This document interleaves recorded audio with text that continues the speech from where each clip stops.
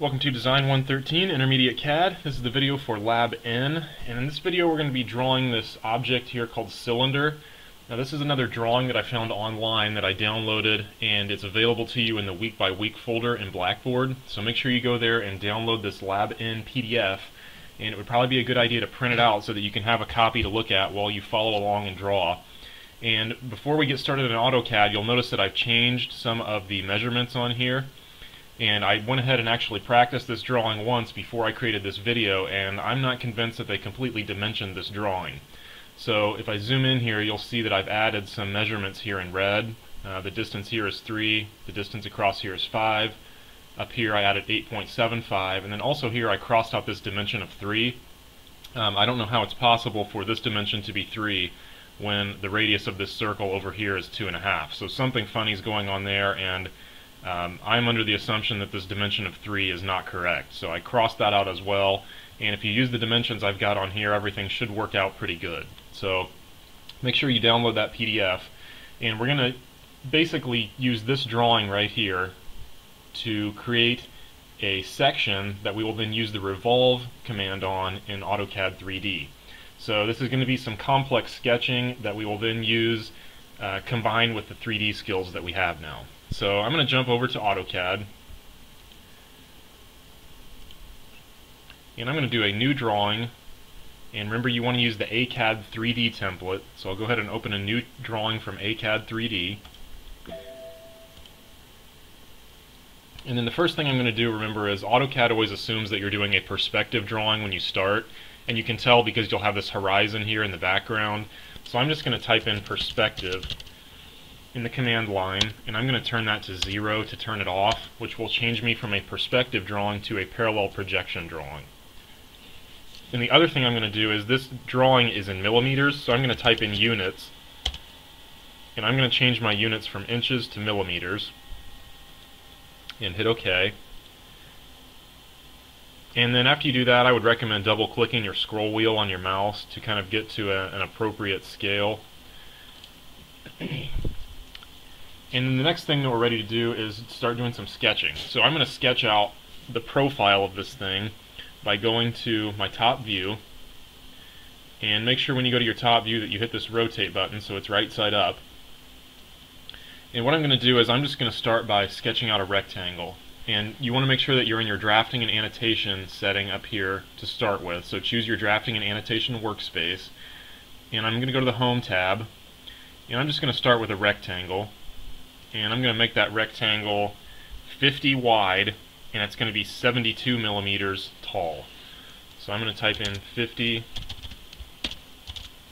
by 72, and you'll notice that you're probably zoomed in way too far, so you can zoom out and fix that. And I'm going to go ahead and turn the grid off here also so we can see this a little bit easier. And I'm just going to move this up here a little bit so I can see it easier. And the next thing I'm going to do is kind of divide this whole thing in half. Now when I'm using the revolve tool, you don't have to draw both sides of this. You're only going to draw one side, and then you're going to basically swing it around this axis right here, and it's going to create that 3D shape. So what I'm going to do is just sketch everything out in this half, and then I'm going to use the middle as my axis of revolution.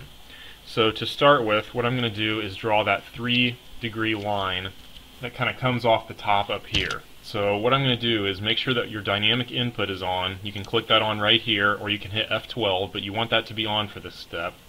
And I'm going to start right here, and I'm going to come down at this direction some distance, and probably 100 millimeters will be plenty. And I'm going to tab over, and I'm actually going to put in 87 millimeters right here, because we know vertical would be 90, and I need to be 3 degrees, sorry, off of vertical. So I'm going to go 100 millimeters long at 87 degrees, and that's going to give me that 3-degree angle right here that I'm looking for off of vertical. And I'm just going to trim this endpoint off down here. And really, all of this stuff over here I'm going to trim away. We don't need it because we're only drawing half of this shape. So I'm going to trim that off. And now what I'm going to do is I'm going to start by kind of sketching in the profile of this thing. And the first thing I'm going to do is draw a circle right here at the top. And it's going to have a radius of 2.5. And then the next thing I'm going to do is kind of draw in that notch shape that goes right here. So make sure that when you do this that you come down the 2 millimeter distance off of this point, not this point. If you use this point right here, you'll see that vertically your drawing is going to end up being a little bit off. It ends up being about 5/100ths of a millimeter, I think, but it'll mess you up at the end. So make sure that when you come down off your first measurement that you're coming off right here. Because remember, with that 3-degree line, this circle is not going to intersect exactly vertically where you want. So take your measurements off of the intersection right here. So what I'm going to do is I'm going to offset down 2 millimeters. That's going to give me the thickness for this first section. So I'm just going to extend this in, and I'm going to go in 8.75 millimeters. And I know that that's where that inside edge is going to end. And I'll do the same thing up here. After I have it stopping right here, I'm going to extend it in 8.75 millimeters. And that's going to tell me where this inside rounded piece has to go. So I'm going to draw a line between those, then I'm going to use my circle tool. And for this one I'm going to use the center diameter tool. And I'm going to draw a circle right here with a diameter of 3. And the next thing I'm going to do is I'm going to come up here and kind of clean this up a little bit. So I'm going to use my trim tool, and I'm going to get rid of this circle. And actually this piece right here we're going to trim away, because remember, the edge of this cylinder is going to be defined by this 3-degree line that comes down right here. So I'm going to trim that out and trim out this top piece, and we can actually get rid of this section right here too. And this vertical line right here I'm going to leave, because that might come in handy for us as we continue drawing. So I'm going to leave that, and then this piece right here we can actually get rid of as well. Now the next thing I'm going to do is fill in where this gap goes right here. So I'm going to offset this line that we just drew by 3 millimeters straight down, and then I can also put in the arc that goes between here and here, and actually the arc should stop right here. So I'm going to draw a circle with a radius of 1.5, and I'm just going to move it to where the quadrant point is right there, and then I'm going to move it over 1.5 millimeters so that it matches up right there where it should. So when you get this part done, you should have 8.75 millimeters from here over to the edge right here. So make sure that the center of your circle is in the correct location. So 8.75 is over to the edge of the circle, not to the center. So what I'm going to do now is just trim this a little bit so we have the shape we're looking for. And for right now, I'm just going to leave these lines extending out past the edge of the cylinder. And what I'm going to do is make use of our rectangular array tool. Now I could go through and draw all these over and over all the way down, all 8 of them, but instead I'm just going to highlight this, and I'm going to come up here to the array tool and pick rectangular array. And if you're using AutoCAD 2013, you'll notice that they brought the pop-up menu back, thankfully. So you'll see your rectangular array menu pop up, and I'm going to do 1 column. I'm going to have a total of 8 rows. And in between each row, I'm going to put in a negative distance so that my array goes down instead of up. And I'm going to have negative 5 millimeters between each one. So after I hit enter, you'll see that I have those shapes now coming down like we want. So I can close that array. And if you want to check at this point, our drawing says that we should have 42 millimeters from here down to the bottom. So if you want to check, you can do that. Or you could also go 44.5 off of this top line, which probably would be a better idea. So I'm going to offset that by 44.5 down to the bottom, and there is the very bottom fin of our cylinder. So if you check that, you should have 2 millimeters from here to here, and if you do, you know you're okay. So the next thing I'm going to do is explode this so that I can start trimming it and cleaning it up. So I'm going to select that rectangular array, come to the Home tab, and then hit the Explode button so it's all broken into individual line segments again. And then I'm just going to get the trim tool and start cleaning all this up. So I'm going to trim off all these ends over here, and I'm going to come in and start trimming everything out in between my vertical line and my 3-degree line.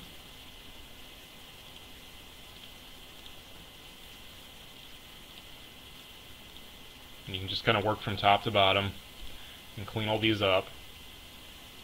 And then finally I'm going to go back and trim out these lines to create the cooling fins on this cylinder.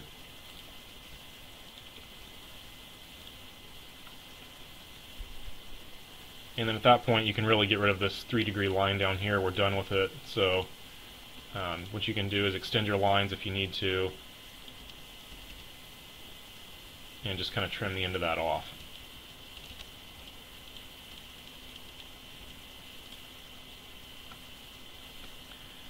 Okay, and at this point really the only thing we have left to add is the shape down here and the hole that would go through the middle.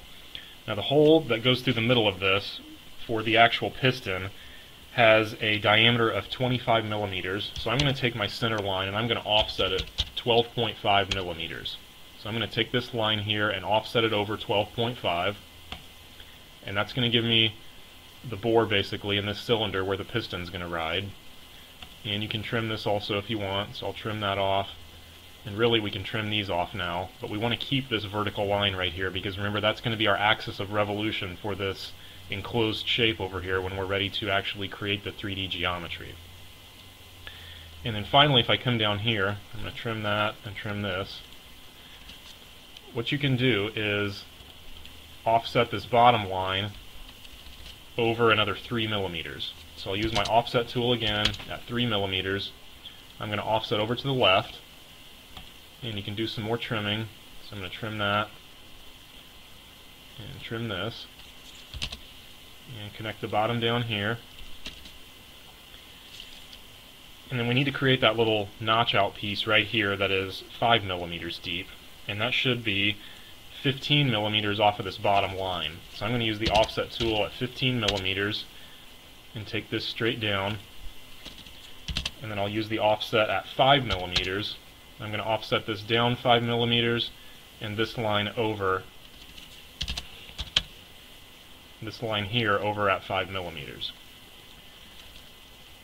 And before I trim any of this, I'm going to take this and extend it down so I don't have to trim all these line segments. So I'm just going to extend this down, and then I'll do some final trimming right here.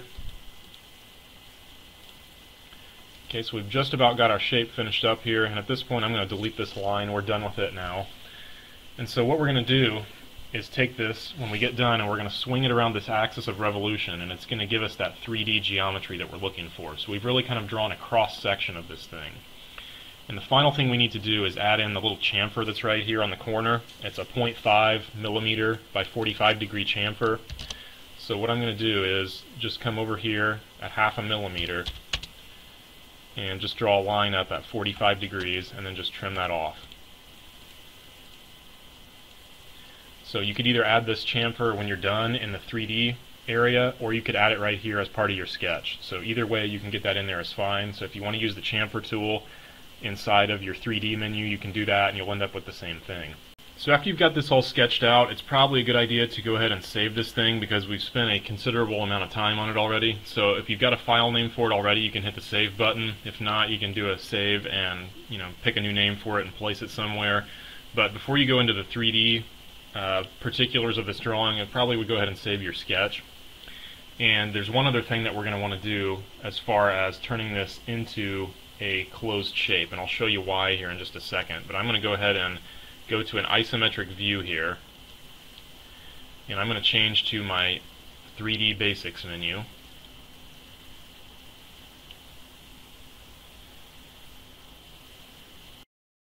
And right now you'll see if you click on this that these are all individual line segments, and so that can cause you problems sometimes in your 3D modeling. So I'm just going to go ahead and revolve this and show you what happens when these are all individual line segments. So I'm going to choose the revolve tool, and it's going to ask me to select the objects that I want to revolve. So I'm just going to draw some windows around those to select them. And then it's going to ask me for my axis of revolution, so I'm going to start right here, and axis is going to end up here. And you'll see that what it does is it starts to kind of sketch that shape out, but you can see that it's not really solid. What it's doing is it's looking at those lines as having some width, and it's actually trying to revolve the width of those lines. So you end up with a shape that's basically like an empty shell, and there's no material on the inside. And you actually want this to be a solid shape when you're done instead of a shelled out shape like this. So to avoid that, I'm going to exit out of this. And what you want to do is turn all of these into one continuous polyline instead of lots of line segments.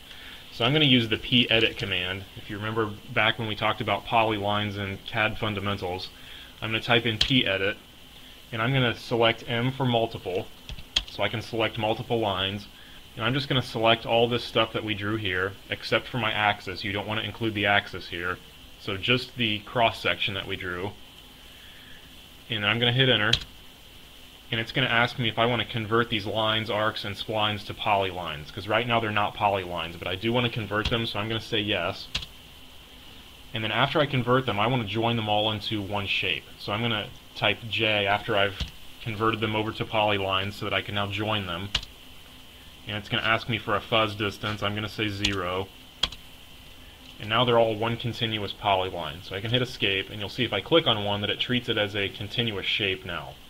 So if I go in here and use the revolve tool now on this continuous polyline shape and select that, it's going to ask me to specify the axis. So I'll start here and end here. And you'll notice now that I have an actual 3D shape with solid material inside of it. So that's what you're looking for. You don't want that shelled out hollow shape. So if you ever see where AutoCAD is treating your lines like they have some thickness and it's trying to extrude them or revolve them, you can fix that by turning them into a polyline and then joining the polylines together to create a closed shape. So the next thing I'm going to do is put in my angle of revolution, because you can see I really haven't finished my revolve command yet. It wants to know how far I should revolve this cross section. And I want to do it all the way around at 360 degrees. And then once I hit enter on that, you'll see that I have an actual 3D model here. And if you want at this point, you can get rid of this axis in the middle. We really don't need it anymore, so you can go back and delete it. And then finally, what we need to do is put those 4 holes in the top of the cylinder that kind of go down through the middle, where you would actually bolt it to the bottom end of the engine. So for that, I'm going to change over to my hidden view type. So come up here where it says realistic probably and change that to hidden.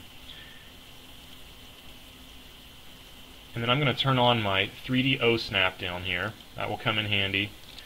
And then if you rotate around a little bit, what I'm going to do is I'm going to click the user coordinate system here, and I'm going to click the square at the base of it so that I can take it and move it around, and I'm going to drop it on top of this top face right here. So that tells AutoCAD that when I do my sketching, I want it to be aligned with this top face. So I'm just going to drop it right there. And now when I sketch anything, it's going to be in line with that face right there, which is what we want. So I'm going to go back to my drafting and annotation menu just quickly here so I can do some sketching. And I'm just going to put in a circle.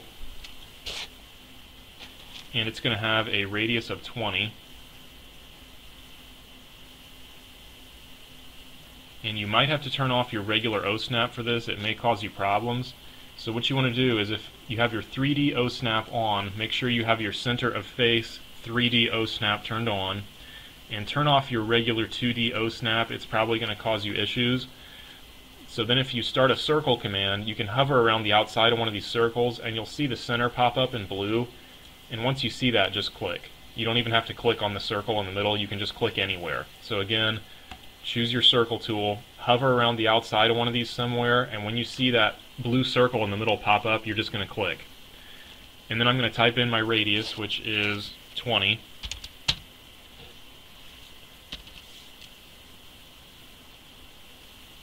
And this circle is going to let us locate where those bolt holes go. So I'm going to click to my top view here now. And the circle we actually just drew is this little guy right here. So I'm going to turn my 3D O-snap off and turn my 2D O-snap back on. And I'm just going to draw another circle. I'm going to go straight up off of this one. And you may need to turn your intersection on if it's not already.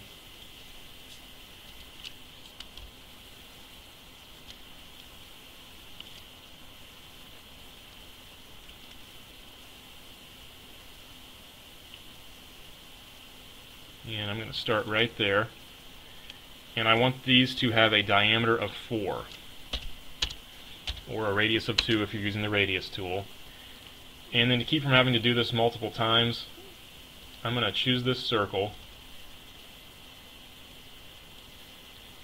And what I'm going to do is just use the array tool on it and do a polar array, so I can get 4 more for free. And you may need to turn your 3D OSnap back on to grab this center point. And I'm going to have 4 of them. And you can close that array. And I'm just going to go ahead and select this and explode it, so I have 4 individual circles. So that is exploded now. And then I'm going to select that circle that I drew here in the middle. We really don't need it anymore. Oops.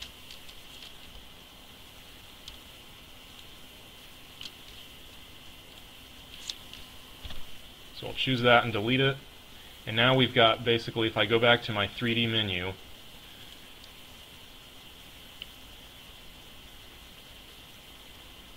and I'm going to change back to my solid view type, so I'm going to go back to shades of gray. What we've done is we've sketched those shapes in right here on top. So going back to my hidden view, what I'm going to do is I'm going to extrude those. So I'm going to choose my extrude tool in the 3D menu and pick those 4 circles.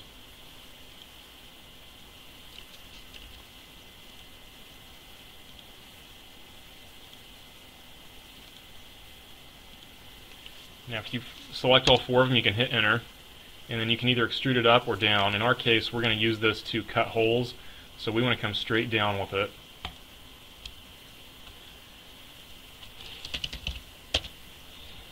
And then what I'm going to do is take my subtraction tool, and the first thing you want to do is choose the objects you're going to subtract from.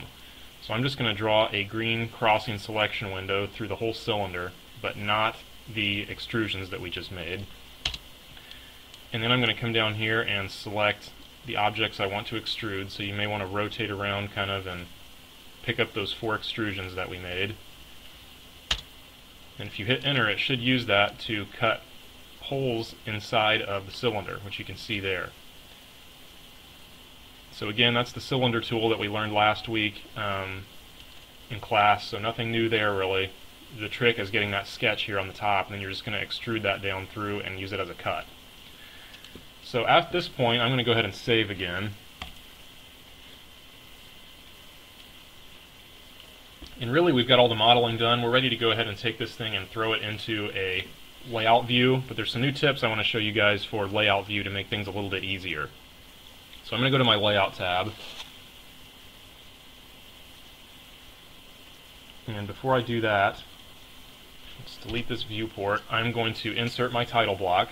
So I'm going to go back to my drafting and annotation menu real quick here.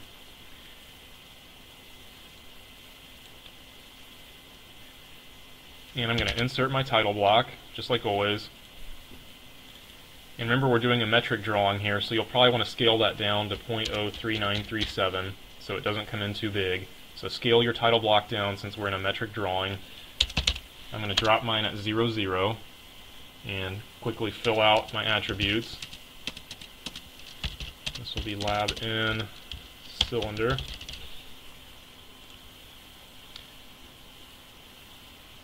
And then make sure that you put your title block on the title block layer.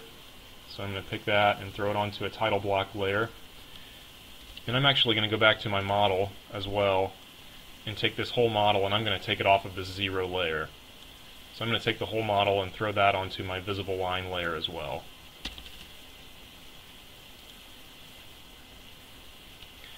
And at this point we're ready to throw some viewports in, so I'm going to make a def points layer for my viewports to go on.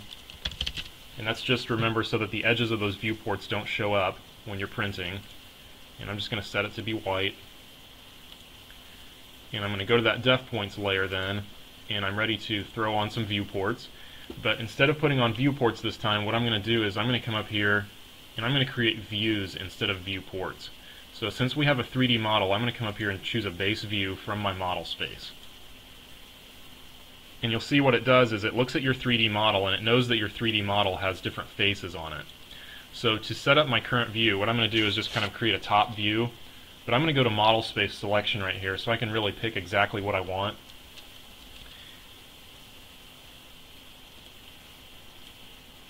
So go to your model space, and then if it helps you can change the view type prior, but what I'm going to do is I'm going to choose the top here, and I'm going to rotate it around.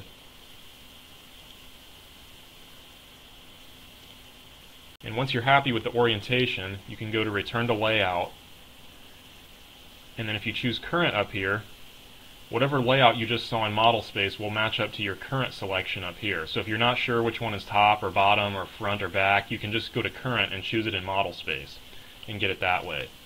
And I'm going to set this to, let's go with like a 1 to 30 scale. It's a little bit small, but it'll let us fit everything in here easily. And you can choose also your view type right here. So if you want visible lines or visible and hidden or shaded. So for right now I'm just going to choose visible lines for this view and drop it on there. And you can say OK. And it's also, once you drop that view on, it's going to let you project other views off of that one. So I'm just going to come down here and project a second view down and click. And then when you're done placing views, you can right click and it will go ahead and finish those. And I actually want to show the hidden lines in this view right here, so I'm going to choose it and I'm going to go to Edit View, and I'm going to change from hidden lines to visible and hidden. And hit OK. And now, if I change my LTS, I'm going to change it to about 5. Well, let's try something smaller. How about 0.5? There we go. So if you change to 0.5, you can see the holes now that come down through. You can see the bore in the middle. You can see our chamfer right here. And then I'm also going to add in a section view on this. And this is a really handy feature. I'm going to choose a full section. And I'm going to choose which view I want to section. So I'll click this. And then what I'm going to do is just draw a line through it where I want to section it at. So I'm going to turn my O-snap on and just draw a line right down through it here. And you'll see that it goes ahead and it automatically labels that view. And I'm going to bring my section over here and click. And you can choose if you want to show the hatching or not, if you want to show the label. On this drawing, since we only have one section, I'm not going to show the label. It's obviously that this is section view AA since it's the only one we have. And I'm going to hit OK. And you'll see that when you used to have to sketch this stuff all out by hand, you don't have to anymore. It figures out where the hatching lines should go. It draws everything in as visible and hatching, and it does all the work for you. So that's one of the benefits of 3D modeling, is that you can do things like cut section views really easily. And finally, to finish this drawing, what I'm going to do is put my isometric view up here. So I'm going to do a base view from my model space. And I'm going to go back to my model space selection, and I'm just going to do an isometric view of the cylinder, and then I'll go to return to layout, and I'm going to choose current, and I want to change the type. I'm just going to make this shaded with visible lines, and I'm going to put this at a 1 to 30 scale also and see how that looks. That fits pretty good really, so I'm going to drop that on there and say OK. And it's going to try and have me project other views off of that, but I really don't want to. So I'm just going to right click to end that. And there you have a nice easy drawing where you can take these and project them, and you don't have to figure out all the line work. So some extra viewport commands and layout commands that you can't do with 2D, but once you have this 3D model, it really opens up your possibilities. So after you get that thing modeled up, throw together some views here by using these create view commands. Create a section view, an isometric view, and probably a 1 to 30 scale will work out pretty good. So this is what your drawing should look like when you get finished. I know this is a long one, but these are good commands that will save you a lot of time, so I wanted to make sure we put in the time to really learn how to use them. So it shows you how to take your advanced sketching commands and combine them with what we know about 3D now and what we know about the layout tab, and really speed up creating these complex drawings where what would have taken you hours and hours in 2D you can do now in 20 or 30 minutes by combining those skills. So that's it for Lab N. Give it a shot on your own. You can always email me if you have questions, jhamilton83 at ivtech.edu. So good luck, and we'll see you next time.